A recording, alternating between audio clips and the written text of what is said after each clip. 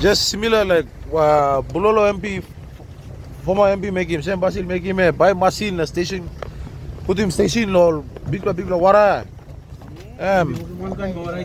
Lo Labutar now we have a lot of rivers here, so we don't need him like same service here. Machine or graders or excavators or whatever they call them to be stationed at the river sites.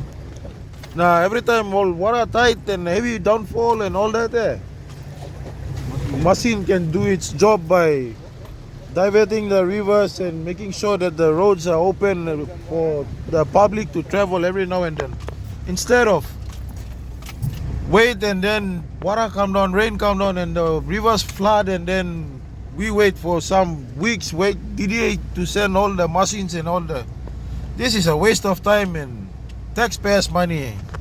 So, friendly message to the member and the DDA for Nawai. If you're seeing this, enough of bullshit now about put him on machine lo Wara.